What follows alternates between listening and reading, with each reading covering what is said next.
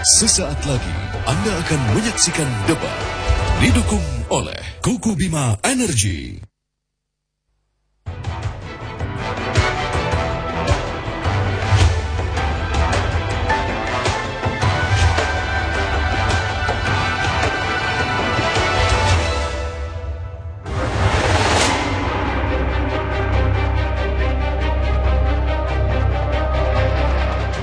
Babak baru kancah politik tanah air kembali bergolak. Kali ini, calon presiden dari Partai Gerindra, Prabowo Subianto, dilanda badai penolakan dari 23 lembaga swadaya masyarakat. Lantaran diduga terlibat dalam kasus pelanggaran hak asasi manusia pada tahun 1997 hingga 1998 saat gejolak reformasi dimulai. YLBHI, Kontras, Imparsial, dan sejumlah LSM lain yang tergabung dalam koalisi masyarakat sipil melawan lupa rame-rame tak ingin mantan Danjen Kopassus itu menjadi orang nomor 1 di Indonesia pada Pilpres 9 Juli nanti. Ya, mereka menganggap kasus penculikan oleh tim Mawar belum tuntas karena 13 orang yang diculik hingga kini belum juga ditemukan. Tudingan koalisi LSM dianggap sebagai lagu lama yang terus didaur ulang. Politisi Partai Gerindra, Fadlizon menyatakan hal itu sebagai fitnah jelang Pilpres yang perlu pembuktian. Kini, mungkinkah isu pelanggaran HAM yang dilontarkan LSM tersebut mampu menghalangi Gerindra mengusung Prabowo Subianto maju sebagai calon presiden? Dan apa sebenarnya motif LSM yang ingin membuka lama kasus penculikan 16 tahun lalu tersebut? Adakah motif politik di balik persaingan menuju RI 1? Ya, kasus penculikan seolah terus menjadi bayang-bayang sumbang langkah mantan menantu penguasa Orde Baru tersebut.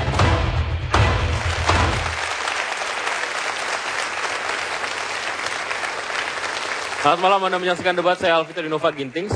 Sekarang ini kartu tengah dikocok dan dibagikan untuk kemudian bisa ditukar, dikumpulkan kembali, dan kemudian akhirnya muncul aliansi-aliansi baru yang kita biasa sebut koalisi politik menuju pemilu presiden yang akan diselenggarakan bulan Juli mendatang. Dan di saat-saat seperti ini, isu yang melingkupi nama-nama yang masuk bursa calon presiden, salah satunya tentu saja Prabowo Subianto, santer didengungkan oleh pihak-pihak yang tentu saja selain, tentu saja kita tidak membahas motif itu di awal, kita memberikan perspektif kepada masyarakat, paling tidak isu-isu tersebut. Dan salah satunya seperti yang sudah Anda saksikan sebelumnya, ulasan kami tentang Prabowo Subianto yang kemudian dihubung-hubungkan dengan isu pelanggaran HAM yang disampaikan oleh sekelompok LSM yang menamakan diri mereka Koalisi Masyarakat Anti Lupa. Saya akan ke wakil-wakil mereka dulu, ada Araf, ada Alphonse. Ini karena kebetulan aja nama Anda A semua ya. Nggak semua anggota koalisi namanya awalnya A. Dan bagaimana? Alvito, gitu ya. Iya. Barangkali saya enggak juga sih, saya enggak. Pertanyaan saya kemudian begini, pertanyaan kita barangkali begini. Ini sudah jelang-jelang pemilihan presiden, koalisi digodok, pendekatan dilakukan ke berbagai tempat. Apa kemudian yang menjadi latar belakang ini kemudian dimunculkan oleh kalian? Kenapa tidak dilakukan misalnya setahun yang lalu dan seterusnya dan seterusnya? Kenapa semakin dekat ke sini ini semakin pedas begitu? Ya, saya rasa koalisi ingin mempertegas ya bahwa gerakan melawan lupa itu bukan hanya dilakukan pada hari ini, tapi sudah dari beberapa tahun lalu, dari tahun 2009 dan bahkan hari ini. Ya. Yang ingin mengingatkan bahwa kasus pelanggaran HAM belum selesai dan di situ ada kontestan-kontestan dalam kontes Pilpres yang pantas untuk dimintai pertanggungjawaban ya terkait dengan kasus-kasus pelanggaran HAM tersebut. Perfect. Apa yang dilakukan kemarin adalah hanya mempertegas kembali sikap kita terkait dengan upaya masyarakat untuk tidak lupa terhadap kasus-kasus pelanggaran HAM di masa lalu. Dan itu concern kalian gitu ya? Iya, concern kami. Apakah kemudian ini tentu saja disadari akan mengarah ke sebuah nama, itu memang disadari sejak awal? Ya, pertama kita mau menilai bahwa untuk menjadikan demokrasi menjadi lebih sehat dan baik, tentu kita tidak boleh melupakan masa lalu. Dalam konteks itu kita punya hutang sejarah terhadap mereka yang pernah hilang ataupun mereka yang pernah menjadi korban dari masa lalu gitu. Oleh karenanya, karena kerja-kerja mereka sebagai martir perubahan lah, hari ini kita merasakan kebebasan dan kehidupan demokrasi yang sehat gitu, meski masih beberapa permasalahan. Tapi paling tidak dari argumentasi itu kita ingin menyampaikan bahwa menjadi penting buat publik untuk menilai capres dalam perspektif hak asasi manusia karena kita punya hutang sejarah terhadap para martir perubahan yang hilang tersebut. Apa garis besar Anda dengan nama Prabowo Subianto?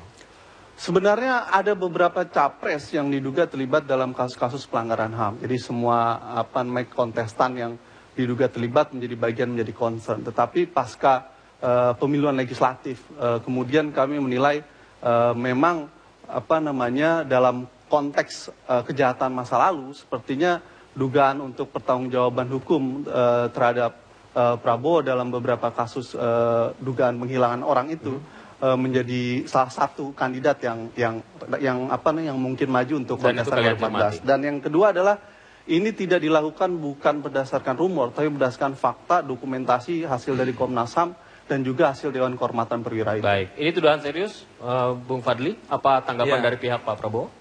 Pertama, ini adalah satu isu yang seringkali didaur ulang menjelang pemilu ya. Kemudian ini wacana yang sudah usang didaur ulang. Bahkan ada kecenderungan fitnah rutin gitu ya.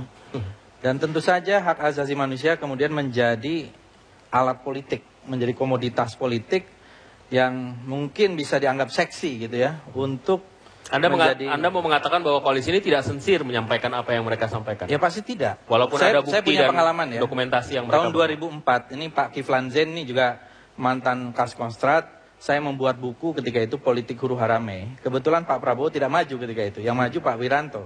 Malah kemudian waktu itu beberapa LSM mengajak kerjasama untuk membedah buku saya untuk menghantam Pak Wiranto. Dan itu ada 3 kali dibiayai oleh mereka. Saya tidak tahu dari mana asal-usul biayanya. Tetapi ya karena itu buku yang saya tulis, ya saya senang saja untuk dibedah buku itu ya. Karena itu adalah sesuatu yang ilmiah. Jadi jelas kadang-kadang isu hak asasi manusia itu sangat mudah ditumpangi oleh kepentingan-kepentingan politik, bahkan kepentingan-kepentingan asing. Ya, misalnya kalau kita lihat banyak sekali pilihan-pilihan kasusnya itu adalah sesuatu yang sangat spesifik, terkena dengan orang tertentu.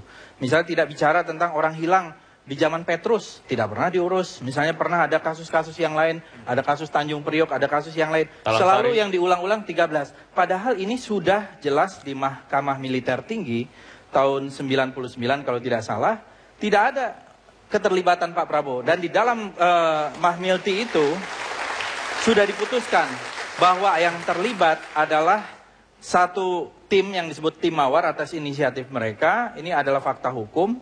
Kemudian mereka itu mengambil inisiatif. Dan orang yang melakukan itu di dalam tim itu ada yang diberhentikan, ada yang sudah dipenjara. Jadi selesai. Sama halnya dengan Trisakti. Yang menembak Trisakti itu adalah oknum polisi. Nah, oknum polisi yang bersangkutan juga sudah dihukum. Ya, Mbak Yati silakan.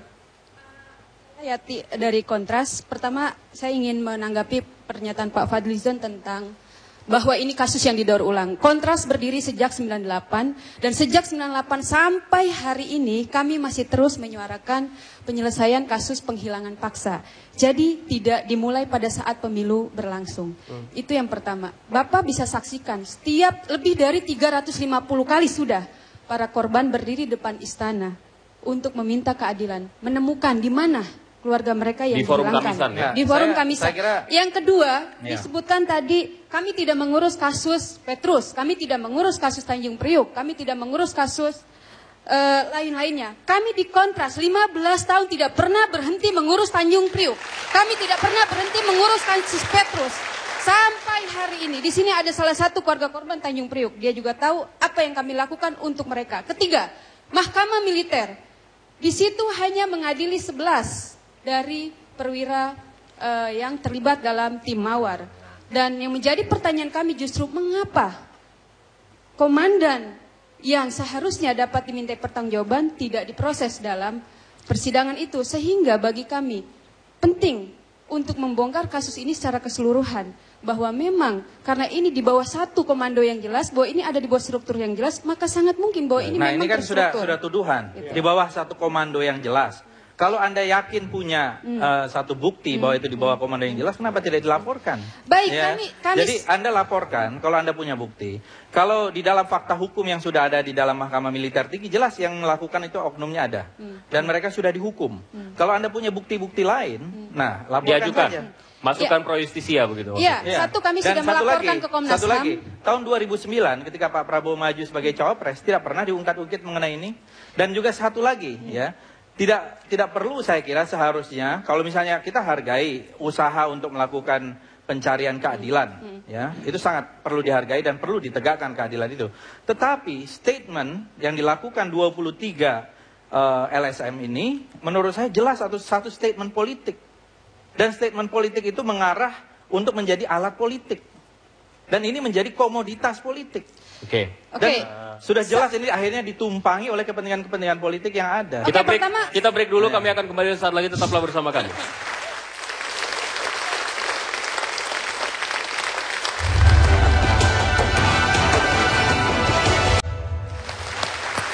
Mari kita lanjutkan.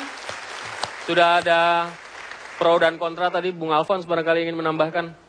Ya, pertama-tama ini harus didudukan bahwa ini bukan hanya kepada satu orang, tetapi kepada seluruh orang yang melakukan pelanggaran hukum atau kejahatan hukum itu harus dihukum. Itu harus sepakat kita. Karena kan dalam konstitusi kita disebutkan bahwa negara kita adalah negara hukum berbentuk republik. Itu yang paling penting ini kan. Seluruh perbuatan itu harus dipertanggungjawabkan. Begini juga dengan kasus penghilangan paksa ini. Ini sebentar. Ini ada rekomendasi eksekutif summary di Komnas HAM. Ini penyelidikan pro justisia. Kan begitu ya? Ya. Dan kemudian ini harus ada follow up-nya. Dan kemudian dari follow up itu kita bisa melihat bagaimana negara kita itu merespon dari suatu kejahatan-kejahatan dan itu harus dipertanggungjawabkan. Nah ini kan udah dari tahun 98 dan kemudian itu tidak di follow up. Kan begitu. Yati dari Kontras dan Aal dari Imparsial sudah mengatakan bahwa ini tidak hanya pada kemarin itu saja kita suarakan. Ini sudah berulang-ulang dan sangat salah sekali kalau misalnya dikatakan ini adalah daur ulang. Dan harus diingat bahwa yang namanya menyuarakan keadilan itu lebih tinggi dan tahun kemudian 2009, itu tahun harus 2009, diperjuangkan Pak karena ini Prabowo keadilan mau maju, loh. Nah karena itu tidak pernah makanya ada keadilan pernyataan dari harus LSM. diungkapkan. Oke. Begitu. Oke. Jangan sampai ini kan ada persoalan, ada persoalan politik Iya, dan Anda ini kemudian hanya permasalahan menjadi hukum alat itu politik dihilangkan. saja. Enggak. Anda ini alat Sekarang politik. begini. Bentar. Dari kepentingan politik. Sebentar. Alat politik ini juga kan Anda mempertanyakan bukti mereka mana? Bukti Anda ada Kalau nggak ada ini? bukti, lakukan prosedur hukum. Kita tidak ada. Nah sekarang jangan menuduh-nuduh, membuat pernyataan yang sangat tendensius. Saya kira ini juga bentuk kepanikan. Ini rekomendasi Komnas HAM Iya, dan ini sekarang adalah pro justisia. sejak kapan? Artinya Kenapa ini tidak proses diajukan? hukum Kenapa sudah tidak dilakukan. diproses? Kalau misalnya sudah Tidak proses ada- hukum tidak ada dilakukan, proses terhadap itu. artinya Oke, gini, ini saya- harus jalankan. saya bicara Baik, dulu. Pak Saya Kiflan, bicara dulu. sebentar, Pak Kiflan silakan. Oke, saya sebagai pelaku sejarah Oke. untuk diketahui. Ya. Anda bukan pelaku sejarah, peneliti sejarah. Umur berapa sekarang? Umur saya sekarang 68. Ya. Kejadian 98, saya adalah wakilnya Prabowo. Sekarang saya ini memang di partai P3, saya tidak bawa partai, bawa Partai yang pribadi sebagai yang tahu fakta sejarah. Saya setuju. Ya. Dilakukan hukum, prosedur hukum, setuju saya. Termasuk itu setuju. Yang bertanggung jawab harus bertanggung jawab. Jadi kejadian tahun 98 itu memang kejadian itu karena ada rencana operasi pengamanan sidang umum pemilu dan sidang umum MPR. Ingat kejadian terjadinya pemboman di Tanah Tinggi di Bekasi. Siapa yang melakukan? Ketangkaplah orang-orang ini. Nah, dilakukan rent op itu untuk mengamankan pemilu 97 sidang umum MPR. Maka orang-orang ini karena rencana operasi, pasukan bawah sudah mengetahui ya bahwa bagi yang kelihatan yang dicurigai diamankan, bukan diculik. Nah, kemudian bagi yang berbuat kesalahan, bagi yang berbuat kesalahan dihukum sesuai dengan tingkatannya. Mas Vito. Kalau umpamanya sekarang begini, orang supir nabrak, yang punya mobil ada di rumah, masa yang punya mobil yang kena hukum? Pasti orang yang nyupir. Begitu juga prajurit sudah dilaksanakan mahmil. Oke. Ya, untuk masalah ini kita setuju. Jadi untuk umpamanya masalah Prabowo, saya dudukkan persoalan sebagai komandan Kopassus yang anak buahnya melakukan pelanggaran-pelanggaran karena rencana operasi dan sudah dihukum. Diamankan Jadi, itu tidak diamankan. Diamankan itu tidak menggunakan proses hukum kan? Masuk proses hukum karena harus ditahan dulu sampai dengan pemilu selesai. Hukum. Jadi Itu kan gini, bukan, Pemilu gitu kan? selesai. Gini, kalau misalnya ini bukan aktivitas hukum, itu artinya juga liar kan? Tidak, ini liar. harus Tidak dipahami liar. dulu Karena sebenarnya. prosedur hukum dulu, ditangkap dulu, kemudian diamankan. Nah, itu dia, makanya dan ini kan kemudian bukti. selesai. Banyak orang lupa bahwa penangkapan itu karena ada aksi yang bersifat mau membuat kerusuhan, teror. Ada 22 Ini, bom. apakah tindakan Ya, pengamanan tersebut itu bisa dilakukan oleh sekelompok orang yang mengatasnamakan seragam? Itu dulu. Mereka Kalau sudah misalnya diadili, tidak, karena kalau peraturan kesalahan undang-undang prosedur kita sudah artinya diadili. terjadi penculikan. Mereka Seperti sudah itu dong. diadili. Jangan pemahamannya bahwa ini ada teror, pada kemudian waktu itu dilakukan seperti penyelidikan, demikian, kemudian anti-teror ditangkap. satu-satu, Nggak satu-satu. boleh begitu. Anti-teror menangkap. Jadi dengan Bentar, Pak. Bentar, Pak. yang dilakukan adalah oleh pasukan yang mendapat rencana operasi ditangkap. Ya. Oke. Namun bukan kalau orang melihat di luar yang karena merasa tidak senang dan merasa itu diculik, nggak ada istilah hukum Baik. culik. Tidak Pertama ada. gini, Oke, silakan. Tangkap. Kita melihat kasus ini tentu harus dari kacamata hukum, ya kan? Dalam kacamata hukum, maka kita harus mengambil dokumentasi yang berdasarkan hukum atau negara. Maka kita ambil siapa yang punya otoritas untuk menilai peristiwa tersebut, apakah pengamanan penculikan. Tentu yang punya menilai otoritas negara, dalam hal ini Komnas HAM selaku penyelidikan. Hasil eksekutif summary Komnas HAM dan laporan Komnas HAM menyebutkan peristiwa yang disebutkan oleh Pak Kiflan Zain itu adalah peristiwa penculikan. Dan perlu pembentukan berkacamata pada Komnas HAM, ini bukan kacamata hukum. Oke, sebentar dulu, Komnas HAM Pak. lembaga negara dan Bagi yang lembaga teror hukum. ditangkap. Oke, ditahan dulu, ditahan Jangan dulu. Pak. dilihatkan dari segi kacamata. Nanti kasih kesempatan itu. kepada Anda. Dulu, Pak. Silakan. Tidak bisa. Komnas Hukum HAM. ditangkap. Iya, Komnas HAM iya, itu. sebentar, Komnas sebentar. HAM tidak benar. Komnas HAM tahun berapa itu? Tahun berapa itu? Dan itu juga 98, 98. Bukan, Komnas HAM tahun berapa? Dulu ada namanya laporan TGPF, 2008. Tim Ini loh Gabungan Komnas Pencari HAM Fakta tahun ya. 2008 yang bekerja Iya. dari lama. Itu satu. Ya, lihat yang juga kedua, motifnya ketika itu. dari mana lagi? Saya tanya, kamu kejadian umur berapa? Loh, kita nggak Saya bilang. tanya dulu. Nanti dulu, Pak. Jawab dulu. Saya 1998 saya Sabar, aktivis, sabar. Pak. Nanti Sabar, dulu. sabar. Ini Saya Pak. 1998 aktivis. Baik. Itu membakar. Saya tengahkan dulu ya. Saya ketengahkan dulu. Halo. Melaksanakan dan mengerjakan. Baik, Pak Kiflan. Itu dulu persoalannya. Pak Kiflan sabar dulu. Kita bicara satu-satu. Iya, Silakan. saya- Anda belum bicara. Silakan. Jadi, Ya, Sebentar. oke. ya kalau menurut saya, Mas Arief, ya, silakan. kita kan negara hukum. Ya. Kita sepakat dulu semuanya ya. Sepakat. Artinya walaupun ada rekomendasi Komnas HAM, tetapi kalau tidak ada pengadilannya, tidak bisa Anda menjustifikasi bahwa Prabowo aktor utama. Ya. Artinya apa yang Anda lakukan hari ini adalah merupakan satu pesanan, lebih kepada bentuk pesanan, ya, di mana merupakan bentuk penjaliman terhadap seorang Prabowo Subianto yang punya potensi untuk memimpin negeri ini. Baik. Ya artinya apa? Baik itu kontras, baik itu imparsial, saya tahu semua mereka siapa. Taunya apa? Ya kan?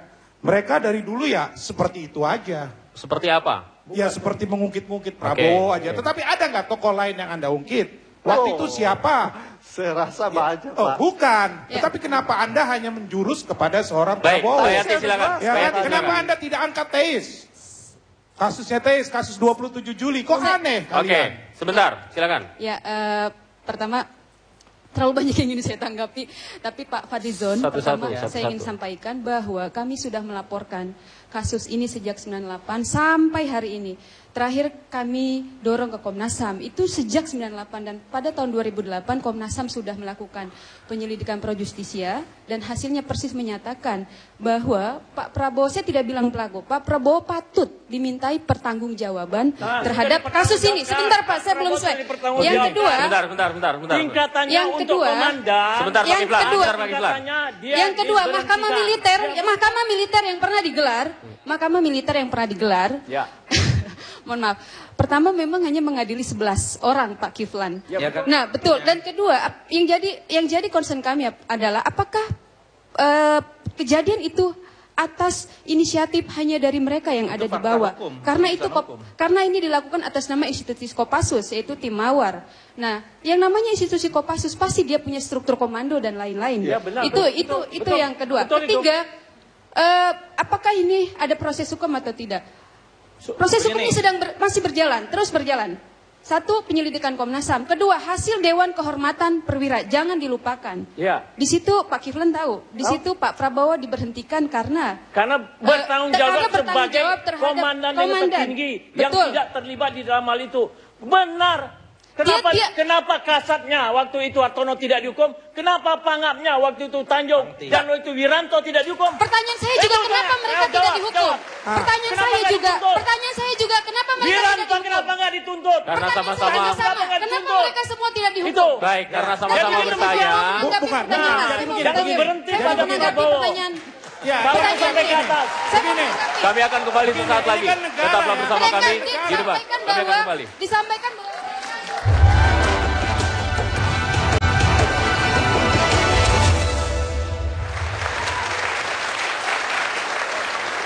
Baik, kita kembali. Soal tuduhan yang nyangkut di teman-teman koalisi ini, bahwa ini pesanan, ini bermotif politis, mengarah kepada mendiskreditkan, katakanlah Prabowo, untuk kepentingan yang lain. Jawabannya seperti apa? Tentu ini bukan motif politik, tapi motifnya adalah ingin menyampaikan pesan kepada publik bahwa pemilu itu penting juga untuk melihat dalam kacamata hak asasi manusia. Karena dalam kacamata itu kita akan bisa menilai apakah capres memiliki kompetensi yang baik dalam konteks hak asasi manusia. Nah, dalam konteks pasca pemilihan legislatif, ya kan, kita tahu beberapa kandidat yang akan hanya bisa lolos beberapa saja gitu, yang lain udah berguguran.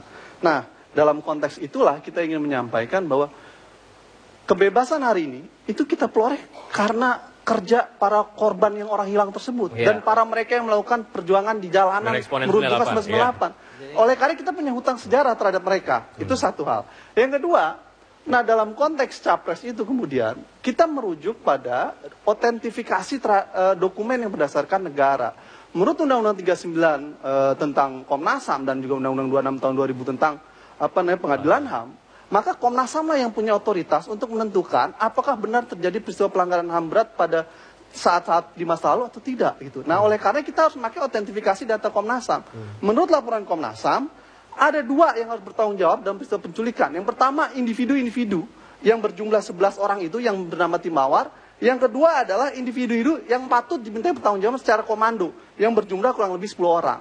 Dan menurut ringkasan ini semua laporan ini, pada saat itu Danjen Kopassus Prabowo Subianto. Nah, dalam konteks itulah kemudian Komnas HAM meminta agar Jaksa Agung dan negara membentuk pengadilan HAM. Hasilnya DPR pada tahun 2009 merekomendasikan kepada Presiden untuk membentuk pengadilan HAM ad hoc. Nah, oleh karenanya barang ini sebenarnya tinggal direalisasikan untuk memintai pertanggungjawaban beberapa mereka yang harus bertanggung jawab. Di dalam hukum itu kan ada azas namanya nebis in idem. Jadi kalau sudah diadili, tidak bisa diadili dua kali, ya. Dan saya kira dalam hal ini sudah diadili oleh Mahkamah Militer Tinggi dan itu adalah peradilan yang diakui di dalam hukum di Indonesia. Dan kalau di dalam hukum militer, kalau ada anak buah itu misalnya melakukan pelanggaran, itu 2 tingkat di atasnya yang harus bertanggung jawab, ya. Dan ketika itu sudah ada komando. Bahkan Pak Prabowo ketika itu, meskipun tidak pernah memerintahkan, mengatakan saya bertanggung jawab secara moral, ya, ketika itu. Dan saya perlu koreksi bahwa Pak Prabowo itu diberhentikan dengan hormat oleh Presiden, bukan oleh DKP, pada bulan November tahun 99 dengan tuduhan yang salah karena bertanggung jawab terhadap kerusuhan Mei. Pak Prabowo tidak bertanggung jawab terhadap kerusuhan Mei. Situ. Silakan. Ya, harus difahami tadi bahwa tadi kan Saudara Fadlizon mengatakan azas nebis in idem. Nah, itu kan bagi bawahannya ya, pamennya atau mungkin prajurit. Nah, bagi yang Prabowo sendiri kan belum kan. Jadi nebis in idem itu adalah suatu peristiwa yang diadili gitu ya. Tidak terlibat bagaimana? Nah, sekarang begini, sekarang saya tanya. Ada orang mencuri. Anda tadi kan saya ada orang potong, kan? Tunggu dulu. Ada orang mencuri. Sekarang tapi kemudian ada yang mengaku. Kemudian harus bertanggung jawab. Satu-satu, gitu. Silakan Anda dulu. Sekarang begini. Dalam konteks nebis in idem itu nggak tepat yang tadi itu. Nah, oleh sebab itu makanya ini harus diungkap dong. Ya, nah, oleh makanya diungkap, ini dimintakan pertanggungjawaban. Ini masih proses penyelidikan, belum sampai kepada pertanggungjawaban itu diungkap saja. Kan ya, begitu kalau kan? ada misalnya oleh sebab itu makanya bagaimana ini secara tuntas.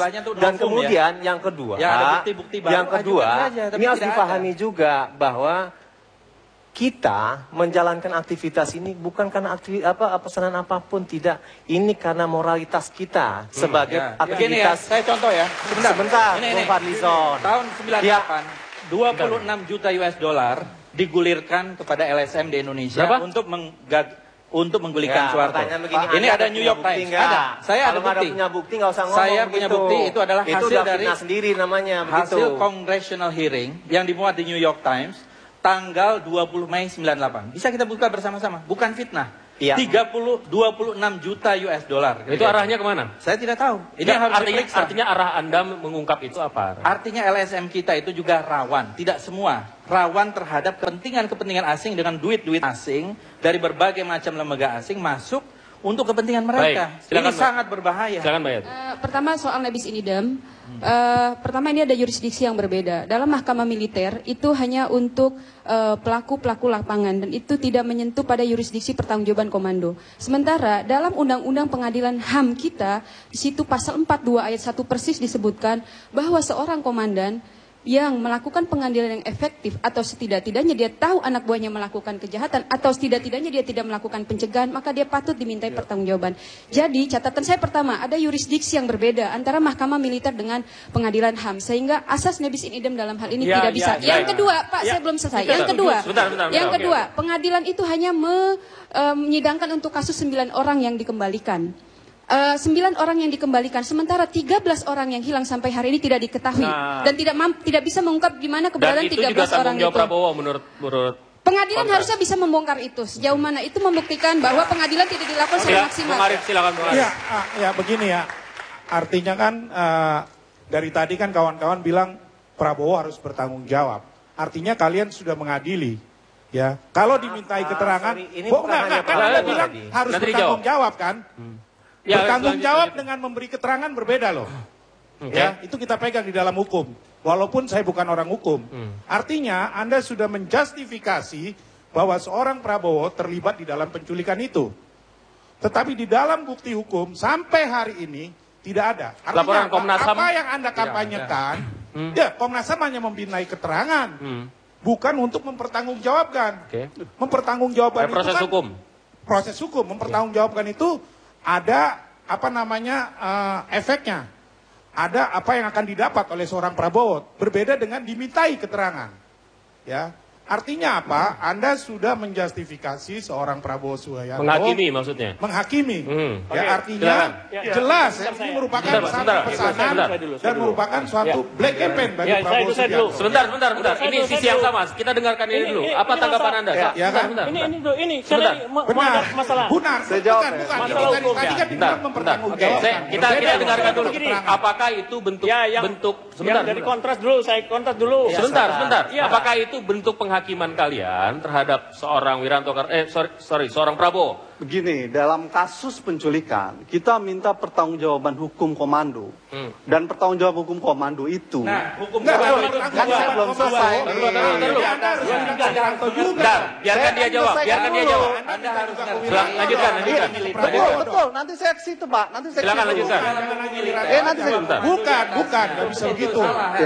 Anda harus mengerti hukum militer dan itu diperbolehkan. Silakan. Jadi kita minta adalah pertanggungjawaban hukum terhadap mereka yang menjadi komandan pada peristiwa penculikan tersebut.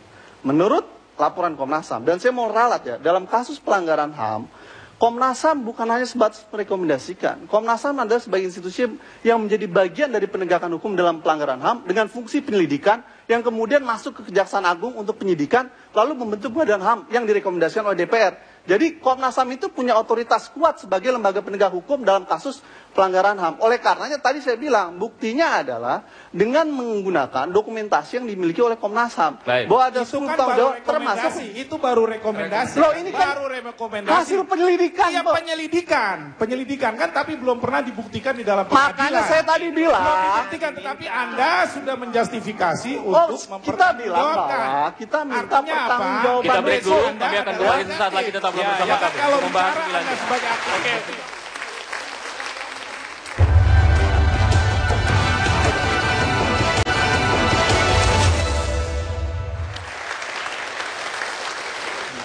Pak Kiflan, silakan. Oke.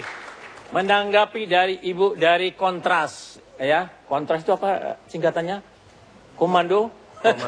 Komisi untuk orang hilang. Ya. Ya, saya nggak tahu juga. Ya nggak. Jadi orang-orang hilang ya. Ya. Nah, jadi begini. Pertama masalah hukum. Kita setuju bahwa itu orang yang bertanggung jawab dihukum. Mahkamah militer sudah menghukumnya sampai tingkat ke waktu itu memimpin adalah mayor, sudah dihukum. Kemudian tingkat ke atas, menurut hukum militer harus bertanggung jawab 2 tingkat di atas. Mayor jatuhnya letkol, jatuhnya kolonel, sudah juga dihukum. Sampai ke mayor jenderal Pak Prabowo saya komandan, yang dia bertanggung jawab juga, dia tidak mengetahui rencana untuk melakukan penangkapan. Yang dikatakan orang itu penculikan. Kemudian disimpan termasuk yang hilang 13. Nah ini teori. Dan ini terjadi dalam action. Di mana-mana operasi intelijen, operasi militer itu dilakukan ada yang namanya double agent. Nah kalau umpamanya ini diamankan bangsa Desmond, bangsa Pius Sisilanang semuanya keluarkan, selesai itu. Yang hilang 13 kemana pertanyaannya? Ini ada lagi operasi sampingan intelijen lawan kepada Prabowo. Saya tahu benar siapa lawan Prabowo. Ini yang menculik dan hilang. Tempatnya saya tahu di mana ditembak dan di mana dibuang. Kalau nanti disusun suatu panitia, saya akan berbicara. Kemana 13 orang itu hilangnya? Dan di mana dibuangnya? Ya, jangan sekarang.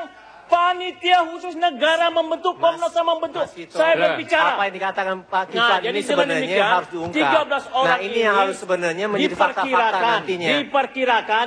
Diperkirakan operasi lawan intelijen terhadap Prabowo. Yang mengatakan waktu itu merupakan satu bintang bagi masalah. Jadi itulah yang bekerja. Jadi begini, kawan-kawan LSM, kita sangat hargai civil society. Tapi betul-betul civil society yang datang dari swadaya masyarakat kita sendiri. Saya ingin kawan-kawan itu betul-betul independen gitu ya. Dan kalau caranya seperti ini melakukan koalisi kemudian menyerang, dan kalau kita lihat timingnya juga seperti ini, jelas sangat mudah dituduh ini menjadi satu motifnya politik. Nah kalau misalnya mau mengatasnamakan rakyat, buatlah partai politik HAM. Partai politik HAM bergabung ini 23 LSM bersatu, ikut pemilu. Kita lihat apakah akan didukung oleh rakyat atau tidak, gitu ya. Nah, kalau ternyata didukung oleh rakyat, ya perjuangkan ini, gitu, ya. Jadi maksud saya tadi yang saya katakan 26 juta US dollar, karena LSM juga harus diaudit. Jangan hanya DPR saja, eksekutif saja, NGO kita juga harus diaudit. Jangan sampai NGO kita ini menjadi alat kepentingan dari negara-negara luar. Dan kadang-kadang laporan HAM ini dilaporkannya ke negara pelanggar HAM nomor 1 di dunia. Ini menjadi masalah yang sangat besar. Silakan ditanggapi. Ya, pertama soal tadi saya lanjutin ibis indem ya. Dalam kasus kejahatan orang hilang, dia jenis kejahatannya adalah kejahatan yang terus berlangsung, continuity crime. Nah, oleh karenanya sepanjang korban belum diketemukan dan sepanjang proses itu masih terus berlangsung, maka mereka-mereka yang diduga menjadi bagian dari kejahatan tersebut pantas dimintai pertanggungjawaban. Itu satu. Yang kedua, tadi Pak Kiflan menyatakan bahwa ada 13 tim operasi lain dan lain sebagainya. Oleh karenanya, untuk memperjelas itu, maka pertanggungjawaban hukum itu harus dilakukan di muka pengadilan. Kalau Pak Prabowo pernah menyatakan akan melakukan klarifikasi dalam kerusuhan Mei. Sudah? Enggak, kemarin. Kemarin kan di Purnawirawan menyatakan klarifikasi. Di DPR itu sudah berkali-kali dan ada dokumennya. Iya, saya kan ingin menyatakan klarifikasi yang paling benar dan tepat adalah di dalam pengadilan HAM untuk orang hilang. Kalau berani mengklarifikasi di depan pengadilan HAM untuk orang hilang, itu akan jauh lebih baik gitu. Ya, pertanyaannya adalah untuk mengentertain kepentingan politik Anda kan? Loh, enggak, bukan untuk mengentertain. Ini untuk memperjelas yang tadi Pak Kiflan katakan. Masih ada persoalan-persoalan itu. Nah, oleh karenanya dibentuklah pengadilan HAM ad hoc orang hilang, lalu kemudian dimintai pertanggungjawaban hukum seberapa jauhkah kemudian Prabowo dalam dugaan-dugaan tersebut. Enggak, di dalam fakta hukum pengadilan tidak perlu berulang-ulang. Mahmilti itu diakui apa tidak dalam hukum Indonesia? Loh, tadi sudah diperjelaskan sama teman saya. Diakui atau tidak? Enggak, diakui atau tidak? Tadi itu dijelaskan Bung Fadli. Dan hukumnya itu juga mengerti atau tidak, itu aja. Sekarang begini, ya diakui atau tidak? Sebentar, kita dengarkan. Sekali lagi saya jelaskan, jangan bicara dimintai pertanggungjawaban. Ya, karena ini semua belum ada yang salah. Kalau dimintai keterangan saya setuju. Apalagi tadi Pak Kiflan tahu bahwa ada double agent. Ya, Pak Kiflan pun tidak bisa dijadikan bukti untuk bicara di sini. Artinya Pak Kiflan nanti harus bicara di Komnas HAM ataupun di pengadilan. Ya, jadi saya minta kawan-kawan, saya minta kawan-kawan dibuang kata-kata pertanggungjawaban. Hukum bukan itu adalah bagaimana sesuatu bukan itu berbeda antara dipertanggungjawabkan. Kalau keterangan itu beda dipertanggungjawabkan lagi. berbeda. Itu beda lagi kalau misalnya kayak gitu, dimintai Mas. pertanggungjawaban beda dengan dimintai keterangan. Baik, kita break dulu. Artinya Kami akan begini, kembali misalnya sesaat ada lagi. buku. Saya akan ke Anda nanti. Ya Kami kan? akan kembali sesaat lagi.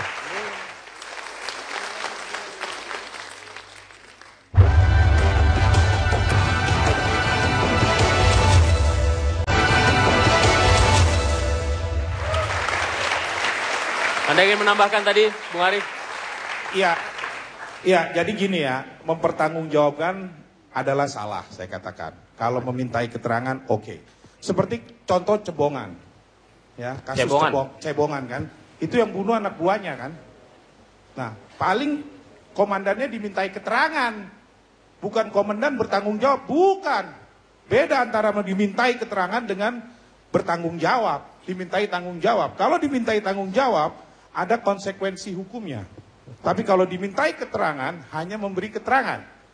Misalnya ada orang ketabrak mobil, kita ada di situ. Kamu tanggung jawab ya, kan aneh. Tapi kalau kita dimintai keterangan, iya saya akan memberikan keterangan. Kenapa orang ini ketabrak. Ya, Komnas HAM juga salah kalau begitu. Itu udah tendensius, artinya sudah tidak netral di dalam melakukan penyidikan. Lebih kepada emosi. Mungkin juga lebih kepada pesanan. Ya. Jadi jangan bilang itu Komnas HAM adalah benar. Belum tentu benar penyidikannya, bisa aja itu pesanan. Ya kan, karena Komnas HAM juga kan orang-orangnya itu kan juga merupakan keterpilihannya anggota Komnas HAM itu kan juga dari partai-partai politik. Iya kan, artinya ada pesanan juga untuk menyerang seseorang. Baik, cukup. Silakan.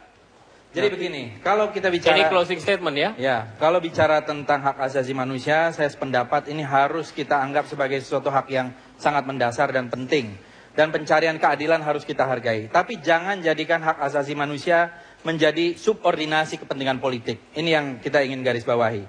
Dan kalau kita lihat, kita juga harus jujur. Sekarang ini banyak sekali orang yang diduga teroris dan sebagainya, seenaknya ditembak. Kita nggak pernah dengar ya, teman-teman LSM membuat satu pernyataan yang tegas. Ya, tidak dengar, mungkin ada. Ya, atau kurang keras, tidak sekeras ini, gitu ya.